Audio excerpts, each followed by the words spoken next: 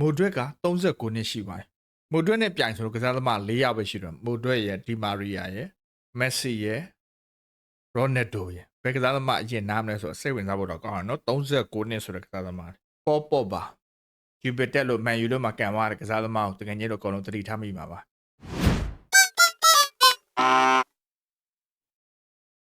အားလုံးပဲမင်္ဂလာပါလို့ကျွန်တော် channel လေးနဲ့နှုတ်ဆက်လိုက်ပါတယ်ဗျာဒီနေ့မှတော့ကျွန်တော်တို့ transfer ပြောင်းရွှေ့လေးတွေရွတ်ပြန်သွားလိုက်အောင် transfer market မှာအရင်ဦးဆုံးကျွန်တော်မိတ်ဆက်ပေးမယ့်ကစားသမားကတော့ပေါ့ပါဂျူပီတက်လို့မန်ယူလို့မှကန်သွားတဲ့ကစားသမားကိုတကယ်ကြီးတော့အကုန်လုံးသတိထားမိမှာပါဒီကစားသမားကတော့မော်နာကိုဟဲဝီကိုဖြစ်သွားပါပြီမော်နာကိုနဲ့ agreement ရသွားပါပြီပြီးတော့ကျွန်တော် AC Milan ပြောင်းရွှေ့လေးချက်သွားအောင် AC Milan နည်းနည်းများတယ်ဒီကြားထဲမှာ AC Milan Real Madrid ကစားသမားဟောင်းမိုဒရက်ကြီးကိုသူတို့စာချုပ်ချုပ်ဖို့အတွက်ပြင်ဆင်နေပါပြီ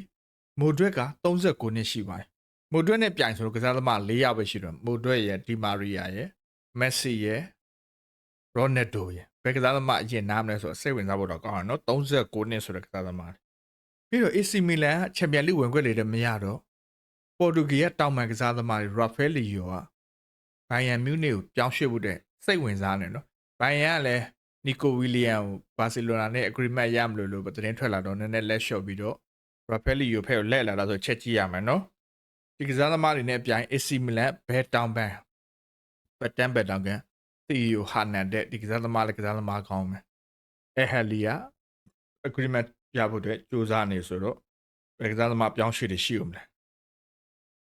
ဘာစီလိုနာနဲ့ဝမ်းသာစရာသတင်းမယ်နော်အက်စပန်ညိုကဂိုသမားဂါစီယာကို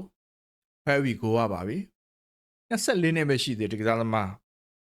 တန်26တန်းပဲပေးရနော်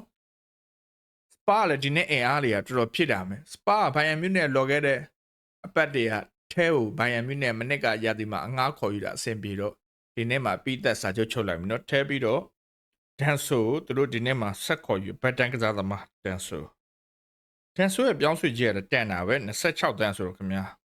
ပြောင်းရွှေ့တန်တယ်လို့ပဲပြောရမယ်နော်ဒါပြီးတော့ဘာတွေရှိဦးမလဲကျွန်တော်စပိန်ဖက်ကလော်ခဲ့တဲ့နှစ်တွေကနာမည်ကြီးခဲ့တဲ့ဘီယာရီရဲ့သတိထားမိမယ်နော်ဖက်မက်ကမိုလီရီယို26တန်းနဲ့တန်ကစားသမား18တန်းလောက်ရသွားတယ်နော်တော်တော်တန်ဒီကစားသမား21နှစ်မရှိဘဲတောင်းမှတော်တော်လက်ထားတဲ့စပိတ်ကစားသမားလေးပဲလူငယ်လေးဒီပြောင်းရွှေ့လေးနဲ့ငွေချင်းလို့ပြီးသက်နှုတ်ဆက်ရင်နဲ့နောက်နေ့မှာပြန်လဲဆုပ်တွေ့ကြမယ်ဒီနေ့ပြောင်းရွှေ့ပါရင်းခုန်စရာပြောင်းရွှေ့တွေတိတ်မပါသေးပေမဲ့ဘာစီလိုနာဂါစီကတော့ဒီနေ့ပြောင်းရွှေ့မှာအားရဆိုလို့ပြောမှာအားလုံးပဲကျေးဇူးတင်ပါတယ်နောက်နေ့မှာပြန်လဲဆုပ်ကြမယ်ကျေးဇူးတင်ပါတယ်